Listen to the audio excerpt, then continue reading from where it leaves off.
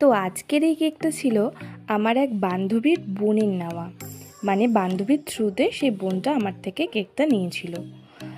কারোর জন্মদিন ছিল হয়তো, সেই কারণে সে কেকটা নিয়েছিল।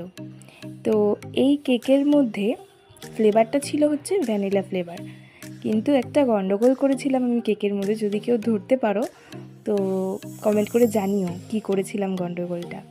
পরের একটা শর্ট ভিডিওতে তোমাদেরকে আমি জানাবো গন্ডগোলটা আমি কি করেছিলাম।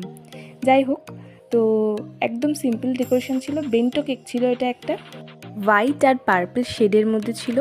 একটা হ্যাপি বার্থডে লেখা ফটো টপার ছিল, সেটাকে আমি কেটে সুন্দর করে গোল করে বসিয়ে দিয়েছিলাম, আর একটা বাটারফ্লাই আর কিছু হোয়াইট সুগার বল, ব্যাস। তারপর হচ্ছে গিয়ে বাটার পেপারের ওপরে কেকটাকে বসিয়ে দিয়ে দেখলাম যে একটু কাগজটা বড় হচ্ছিলো, তো আমি কেটে দিলাম, দিয়ে বক্সে ভরে দিলাম। দেখো একদম সিম্পল লুক কেকটার। কেমন হয়েছে জানিও, ভালো লাগলে লাইক করো, কমেন্ট করো এবং চ্যানেলটাকে